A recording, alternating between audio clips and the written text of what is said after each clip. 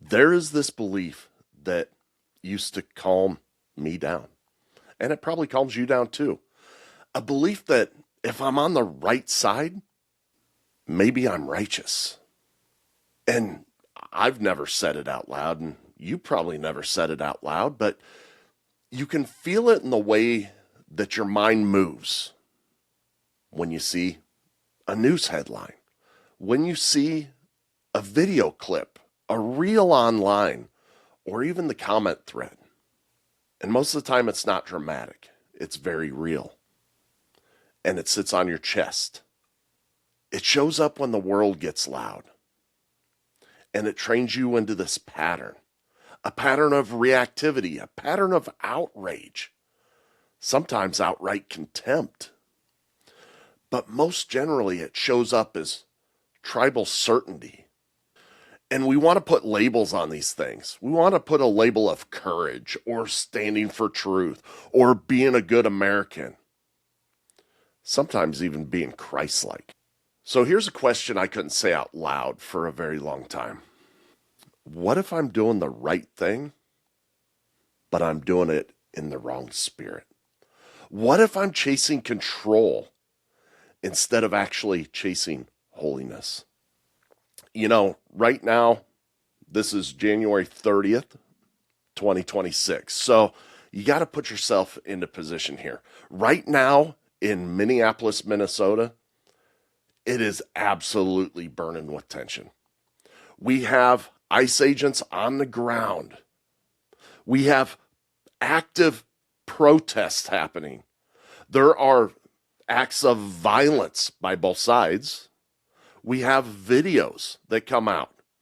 We have some AI generated videos that look pretty darn real that are coming out. And we have all these narratives. And people are angry. People are scared. People are hungry for someone to blame. And everybody wants you to pick a team, a side.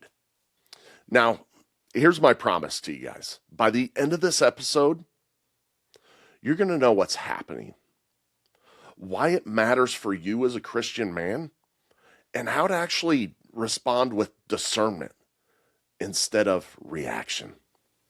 I want you to leave with some clarity, with some direction, and a framework that you can actually run in real time in your life. So over the last couple days, once again, this January 30th when I'm recording this, but I made a conscious decision to step into the situation, to actually test myself, to test my heart, and to see what it did to me. And I'm going to tell you about what went good. I'm going to tell you about what went bad. I'm going to tell you about what I noticed in other people and their beliefs. And I'm going to talk to you about one moment that I saw something that bothered me, where I wasn't searching for truth. I was actually searching for ammunition. I'll tell you that moment in just a few minutes. But I'm going to connect it to something that I heard Bishop Barron talk about the other day. It was in a video, and he was talking about how it wasn't even related to this situation, but he was talking about how being American, most of the time it's a really good identity. And it can be very good to be American. And a lot of us put a lot of trust in that identity of being American.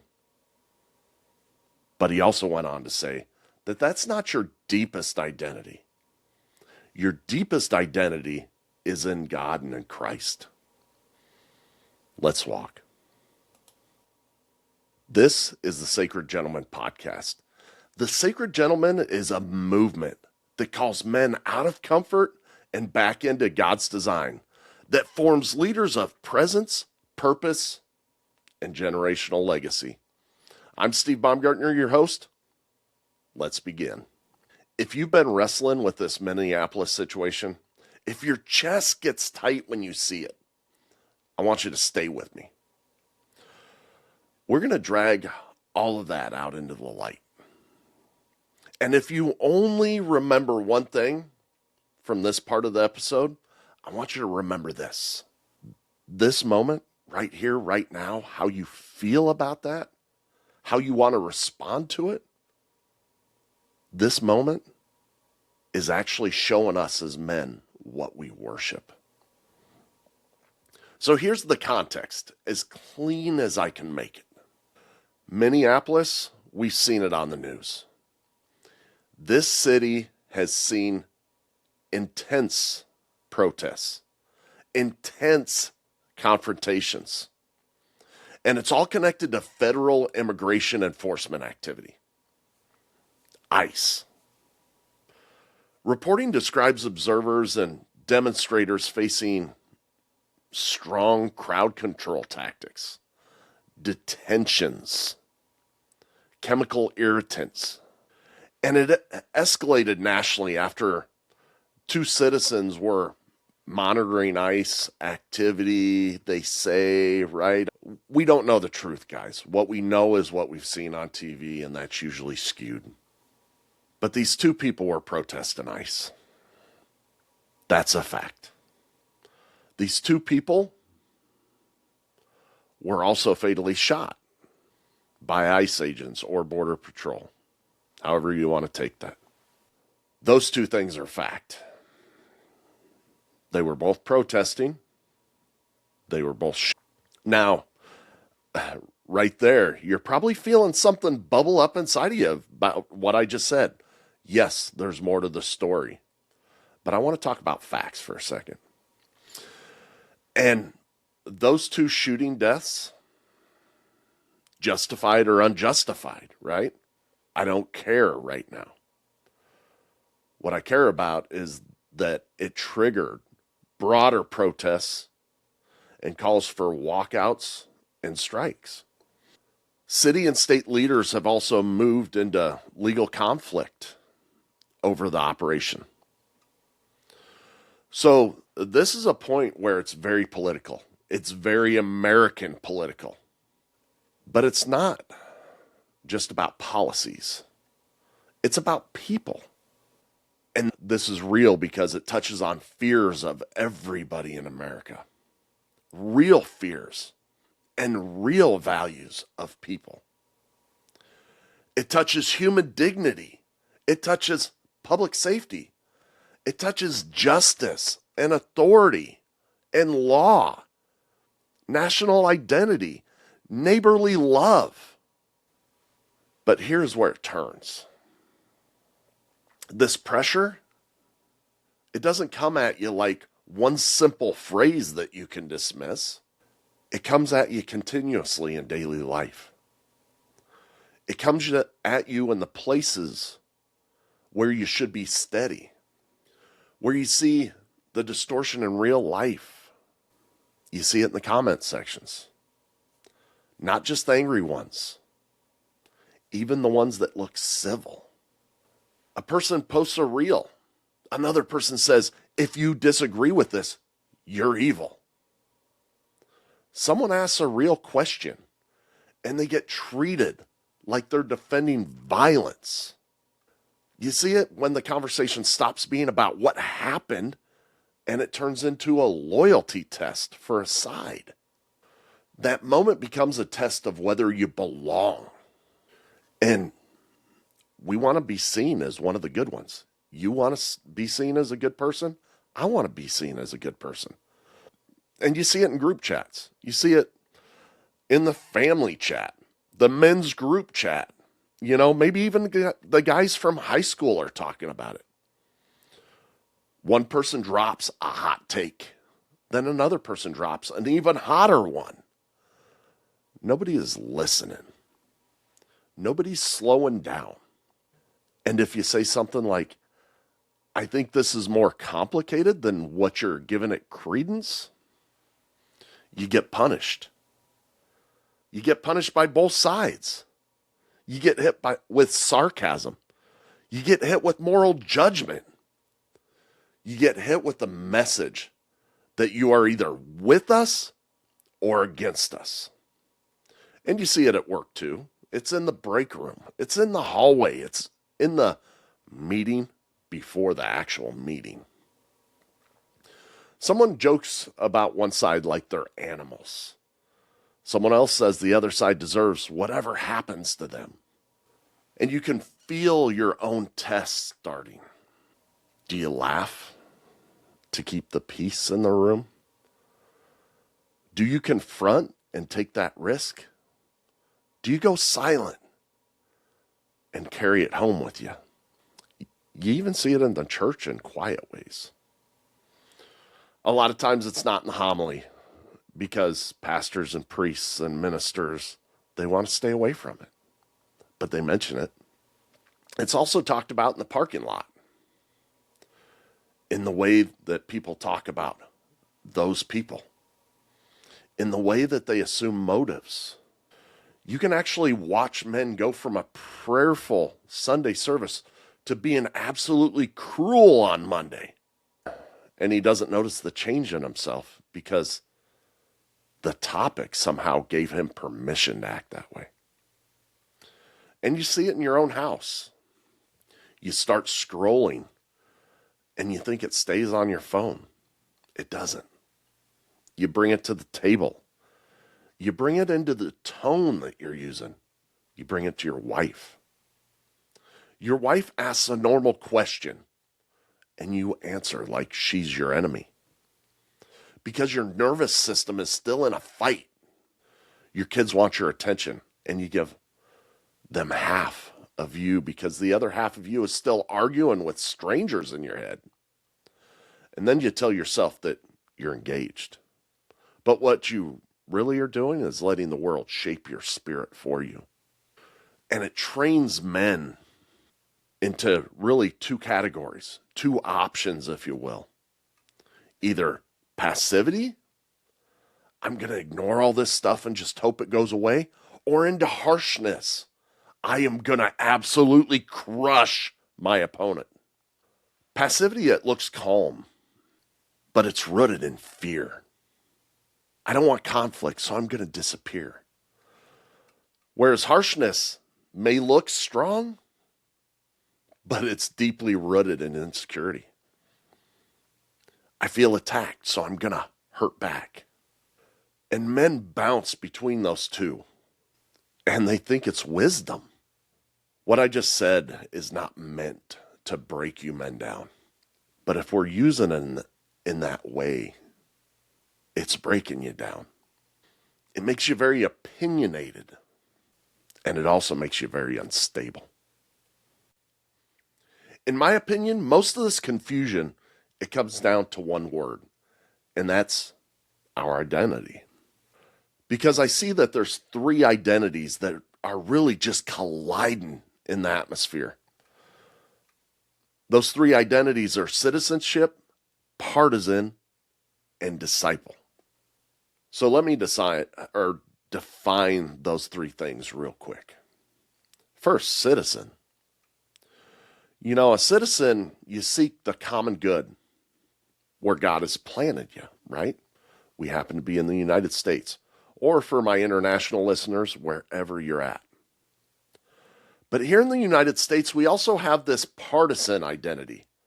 We're either a conservative, MAGA, whatever, Republican, or we're a lefty or a liberal or a progressive or a Democrat. Those are two parties, right? It's the partisan mindset. Really what they are is tribes, though. And the danger in that is that the tribe actually becomes your conscience. But then we have the best identity, and that's disciple. And that's where you give your loyalty to Christ. And Christ corrects your side first. So here's really the line in the sand. Citizenship is a responsibility. We should definitely be good citizens. Partisanship, though, I warn you on this one because it's seduction.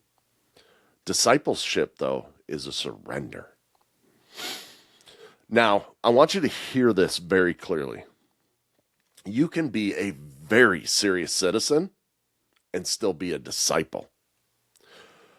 You don't need to become weak to become holy, but you do need to notice when citizenship becomes something else.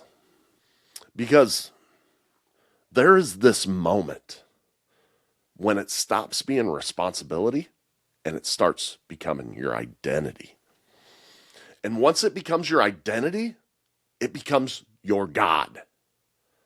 Not the God that you pray to, but the God that you serve. And you serve it by giving your attention, your anger, your words, your time, and your peace to this God. So let's talk about how to identify that.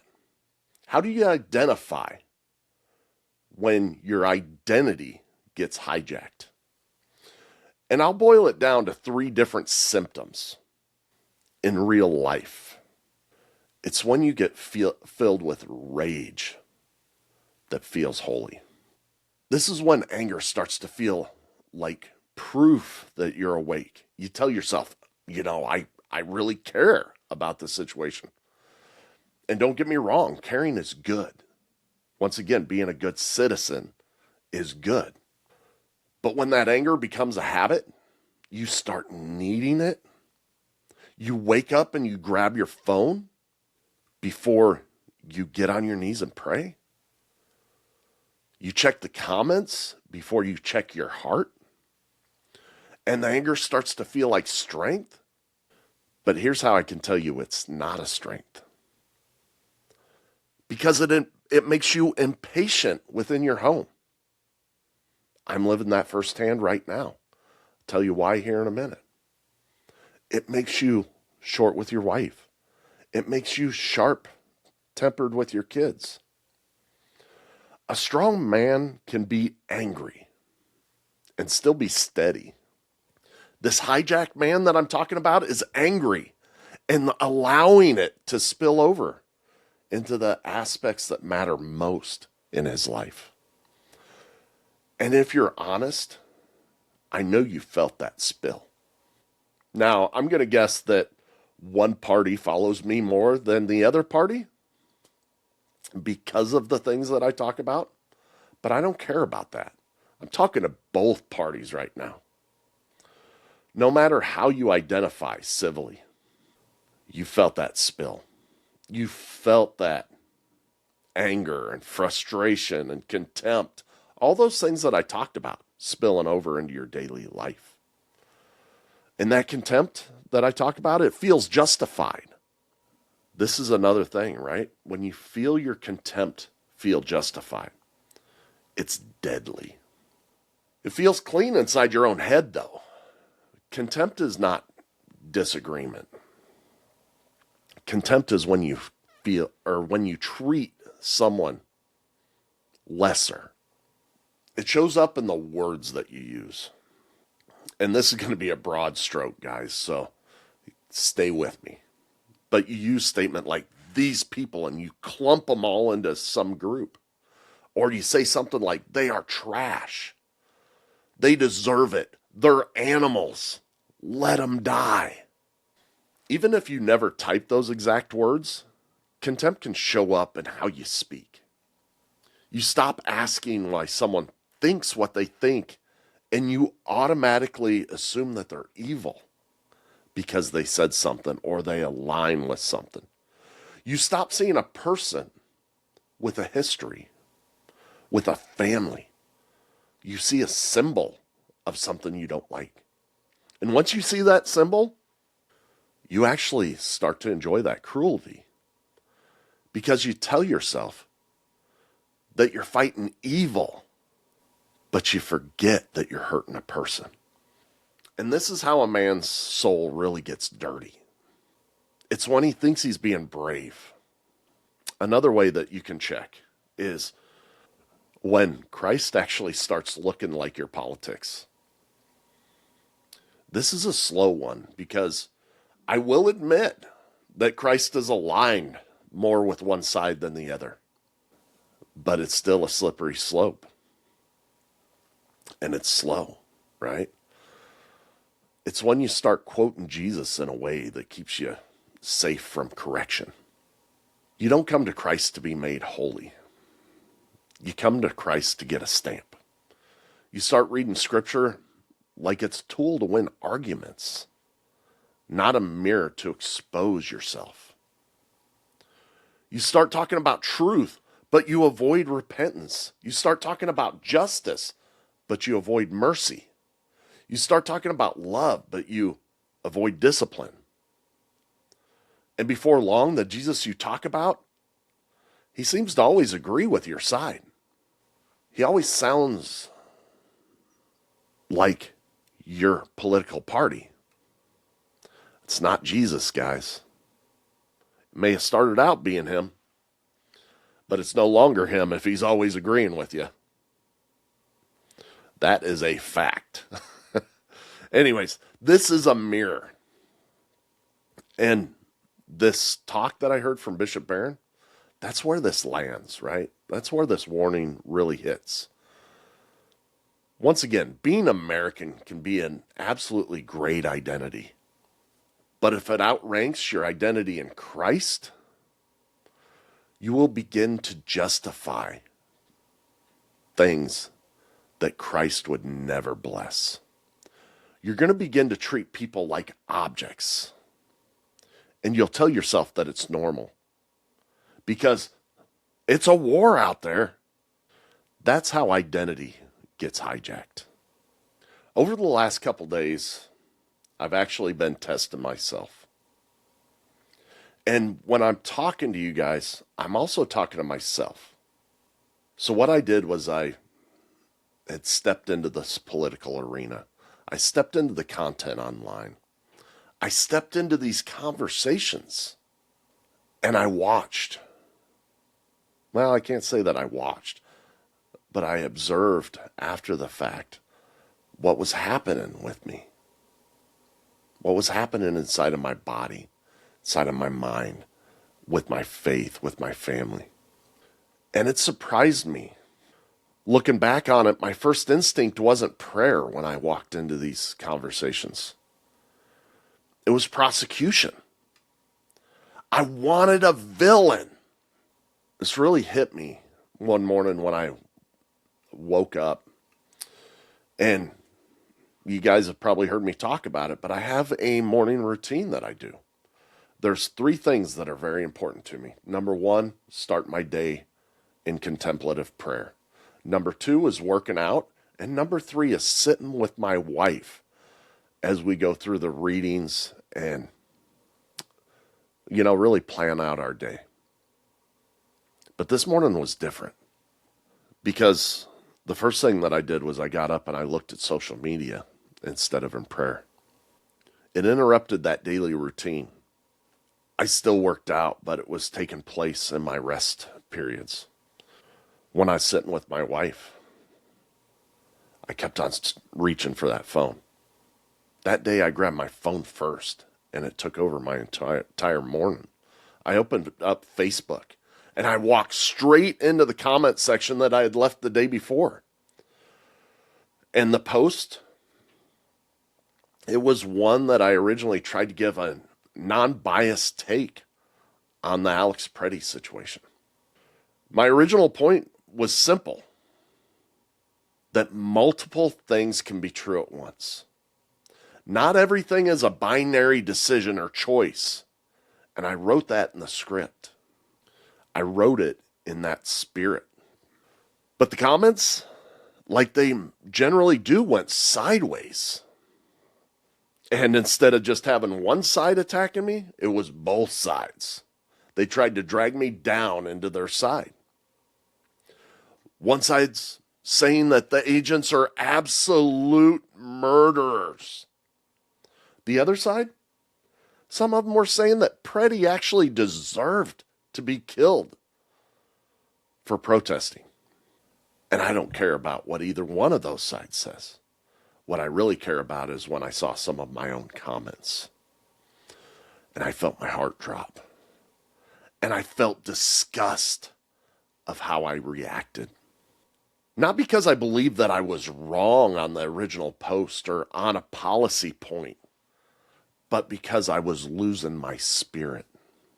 I fell into name calling in retaliation of these people who were what I thought were hurting me. And I saw how I was actually dehumanizing people as well.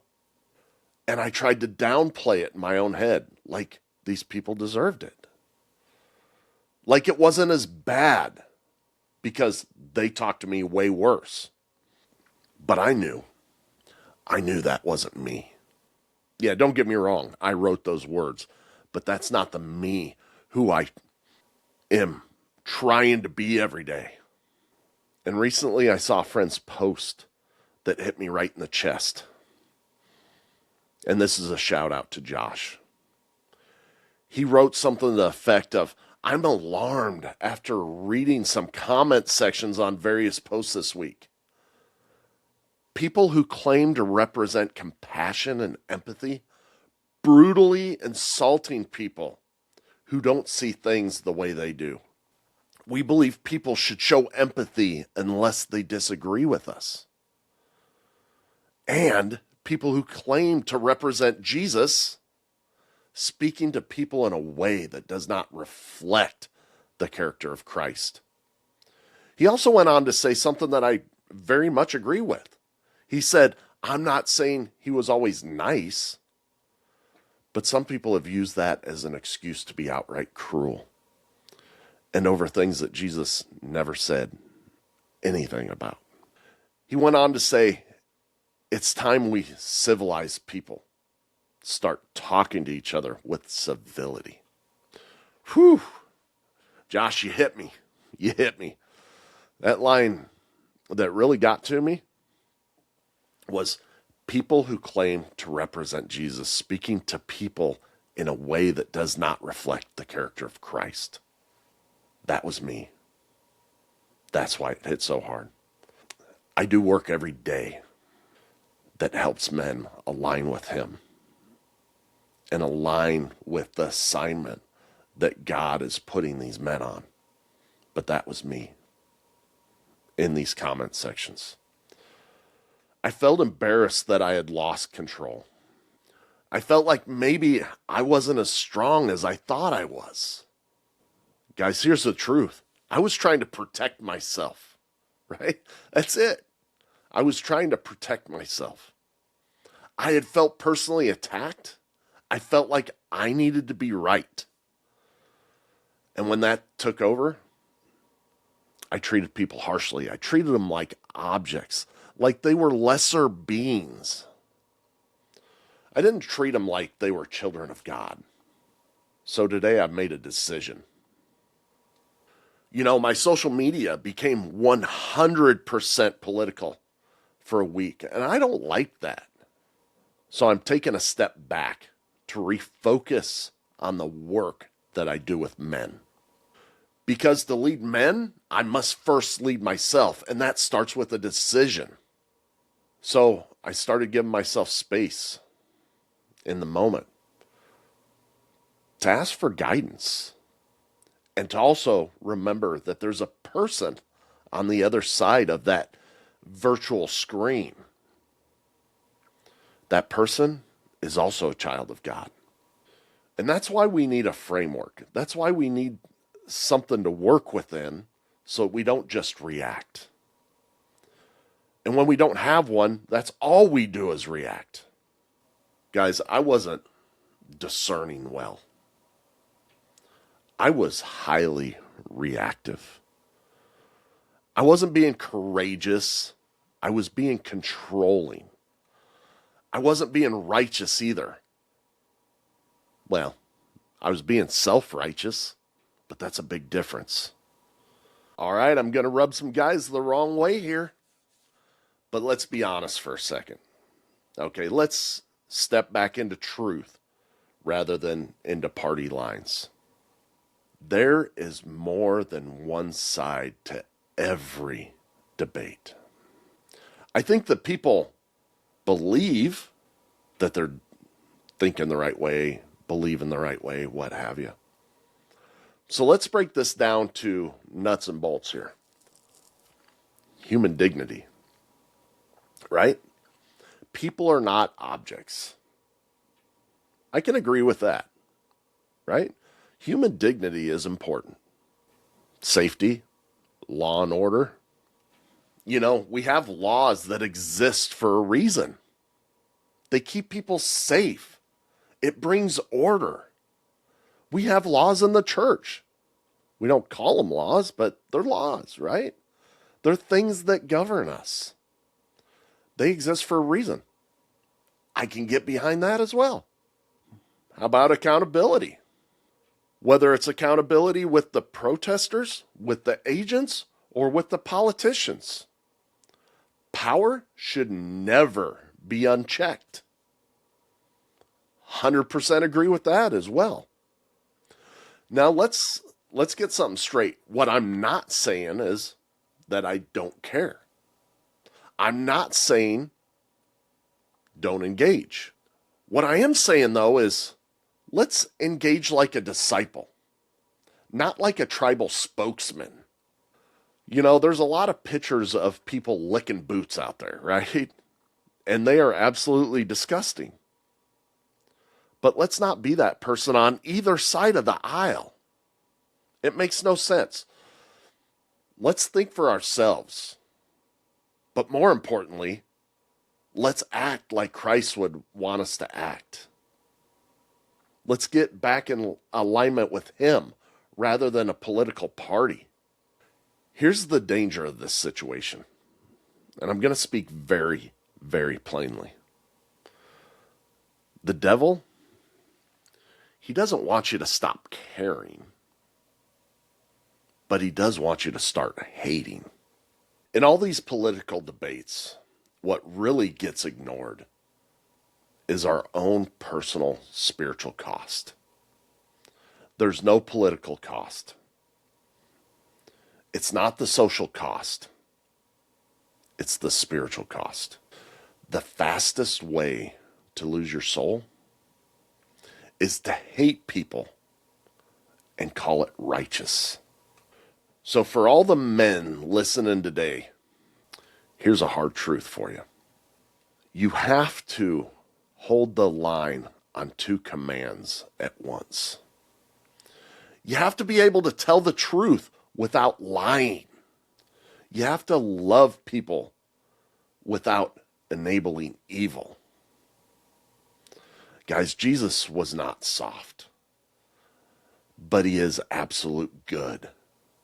And goodness also has teeth. So if your truth actually produces cruelty, guys, I'm telling you right now, that's not Christ. If your love produces cowardice, still not Christ. And that's a dichotomy. I get it. It is a hard line. But if your American identity outranks your holy Christian identity, you're going to eventually justify things that Christ would never bless. Let's go into Scripture for a minute on this one. And let's talk about John 18 this time. It's when Jesus was standing before Pilate. Pilate asks him, "Are you a king?" Jesus responds back to him, basically saying, "My kingdom is not of this world." And I've heard people take that and, spew it back like it means that Christians should stay out of public issues. Guys, that's not what's happening in this. Jesus is doing something much, much sharper than that. It's my belief that he's actually telling Pilate that your system isn't the ultimate system. That he's refusing to take part in this political machine. There's three things that Jesus does here. He stands firm in the truth. He stays fully human and controlled. And he also witnesses to the kingdom without joining aside. I think that's the full Christ in that passage, the full embodiment of him in that passage. He's always pointing to the kingdom. He's not pointing to anti-Jew, anti-Roman, political garbage. He's pointing to the kingdom. And I think that's a great model for us, especially in today's age when everything pops off like a rocket. Guys, you know me and how much I love my frameworks. So here's yet another framework. It's not a slogan. It's not preachy. It's not nothing. It's a process that you can work through. And you can run it. You can run this system. You can run this process before your mouth gets ahead of who you are and who you live for. I'm going to call it the anchor framework. The A stands for admit. So before you speak, name what's happening inside you. All right, let's go back. If you actually want something to put in place, I suggest you grab a pen, a piece of paper, and write this down, okay? Pause it, whatever you need to do. But the A stands for admit. Before you speak, name what's happening inside you. You know, it might be that you're angry. Or maybe I'm afraid. Maybe you're tense. Maybe even that I'm enjoying this combat. But if you don't name it, it's going to drive you anyway. So let's get it down. What's really driving you? The N stands for name. So we're going to name what we know and what we don't know. Right? So we're going to say this plainly. This is what I know. This is what I don't know yet. A lot of men, they sin with absolute certainty. They speak like they were there when they weren't, right? What we know is that there's actual laws on the books. What we don't know a lot of times is intent. So you need to work through those things. The C is for check your aim. So you're going to ask yourself some questions. What am I trying to do right now, in this moment? Am I actually trying to restore a person, help open their eyes, point them to Christ? Am I trying to protect my home? Am I trying to win a fight?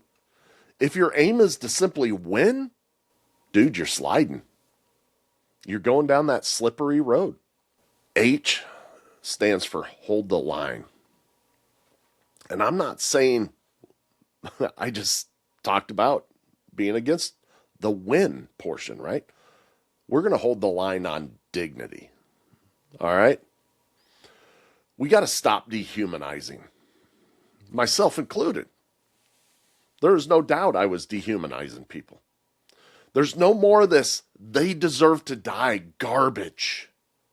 There's no more treating people like objects. There's no more agents or Nazis. All of that is bullcrap. Every bit of it. You can be firm. You can be clear. But don't strip the dignity that God gave people. The O is for own. We're going to own our next right action. Not your next opinion, your next action. You know, it could be that you're going to pray. You're going to shut the phone off. You're going to talk to your wife. You're going to serve your neighbor. Or be present where God puts you in that moment. The R stands for response. We're going to respond in the right mode. I say this in another podcast, but there's two different modes that Jesus takes. There's probably more than that, but I'm going to simplify it down to these two. There's the gentle shepherd, and there's the firm king. The gentle shepherd is when you use that when someone's afraid or confused or flooded with emotion. But you got to use the firm king when hatred is trying to enter your home, into your own mouth, or your leadership style. And a man who can't switch modes in between those two, he's not strong. He's unstable. So I just gave you this framework anchor, right? And I'll go back through it just real quick. When we talk about the A, that's for admit. What's happening inside you? What emotions are you feeling? N is for name. This is naming out the things that we know about the situation and what we don't know about the situation. The C is making sure that we check. We're going to check our aim. What is the point that we're trying to make? What is the result that we want from this? H is hold the line on dignity. No more dehumanizing. O is own your next right action. Sometimes it's better to step away and immerse yourself into the gifts that God gave you. R is respond. And this goes into two different modes, gentle shepherd or firm king. So let me walk you through three different things that you can apply, or three different places you can apply this method, this framework. Social media pulls you into a fight. You know, you open your phone and you see this post, you see the comments, you feel the heat. First, you got to admit your temperature. I'm starting to get pretty hot here. I want to clap back. I feel attacked. If you don't admit it, you're going to type from that emotion. And then we're going to use N. Name what you know and what you don't. Do you know the full story? Or do you only know this small little clip that someone's showing you? Do you know the facts? Or do you know a narrative that you prefer? If you don't know, you do not speak like you know. Which brings us to C. We need to check our aim. Are you trying to restore someone or are you trying to win? Most men online, they're not trying to restore anything. They're trying to win based off from a feeling. Which brings us to H. We're going to hold the line on dignity. We're going to refuse that cheap shot at the social media post. We're not going to dehumanize. We're not going to call names. We're not going to say you people. You can disagree with someone without being ugly to them. And then it brings us to O. Own that next right action. Sometimes that next right action is silence. A lot of times it is. Sometimes it's getting on your knees in prayer. Sometimes it's stepping away. It's control of yourself. It's not a weakness. People think that strength comes from snapping back right away. This brings us to R, and that's respond in the right mode. So we're going to choose either gentleness or firmness. When I say firmness, I don't mean cruel, though. All right, this also works in your house. You know, you get in the social media thing, right? You see something online, a headline, and you've brought that heat into your house. You scroll on your phone and you think it only affects you. It doesn't. Your nervous system is actually carrying that into your home. Your wife asks that normal question. Your kids want attention. You answer with that sharpness because you're still in the fight. So reset the anchor. Admit your temperature. Admit where you are with your emotions. You know, understand that you're not calm right now, that you're carrying something, that you need a minute. A strong man can say that. And then we're going to name it. You might know that your side's right. You might know why you are tense. But sometimes the real reason's not politics. It's pride. It's fear. It's the need to be right. Then we're going to check our aim. What are you trying to protect right now? Is it your ego or is it your marriage?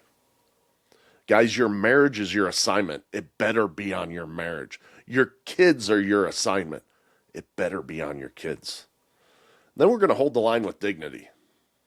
You know, your wife might say that she disagrees with your point, but you can't let your wife become a target because you've joined a side. You can't let your kids become collateral damage because of what happened online. And this is where I was telling you, this is happening in my life right now. I dove into politics. I became ugly. and now I'm repairing. Then you need to own your next right action. For me, it's putting the damn phone down. But it might be to go outside. It might be to pray. It might be to come back when you've had a little bit of time so that you can respond in the right mode. Either the gentle shepherd or the firm king. Of course, it spills out into workplace and community conversations as well. A coworker says something extreme, or a neighbor says something cruel, or a friend tries to bait you into a loyalty test. Anchor again. You know, admit, I want to react. I feel that pull. Name it. I don't know enough to speak like I know, so I'm not going to engage. Check your aim. Am I trying to look strong, or am I trying to be steady and calm? Hold the line on dignity. Don't laugh at dehumanizing jokes, guys. In the workplace, in your community, with your neighbor, do not join in when someone says they deserve it. You can be calm and still be clear. And then own your next right action. Sometimes it's a simple sentence. I'm not going to talk about people like that. That's enough. You don't need to get into it. And then respond in the right mode, right? Gentle when you can guide, firm when you must draw the line. Here's some traps that I don't want you to fall into, guys. I don't want you to be silent and passive because you want comfort. All right? I'm not saying that at all. But I also don't want you to be harsh and cruel, thinking you're courageous either. And I also don't want you to be self-righteous, where you stop learning about why people think the way that they think and feel the way that they feel, and you start judging them up front. So ask yourself this. Am I actually moving people toward God right now? Or am I feeding my ego? Here's the next step, guys. It's not a plan. It's a decision. The decision is this. Will you let the world set the tone of your spirit? Will you run anchor before you speak? Are you going to guard dignity of God's people? Will you choose the right mode to address people? And will you remember this line when you feel like you're pulled harshly into that tribal war, that there's a person, a child of God on the other side of that camera, on the other side of that screen. Guys, if you want help building this into your life or anything else that helps point you towards God so you can help your entire family and the people that you're around get to heaven. That's what we do in the Sacred Code and also inside the Knight's Order. We build strong men that point towards God. Guys, your presence is your legacy, and legacy starts today. Jesus, make these men steady. Make them clean. Make them brave without hatred. Make them loving without compromise. In your name, amen.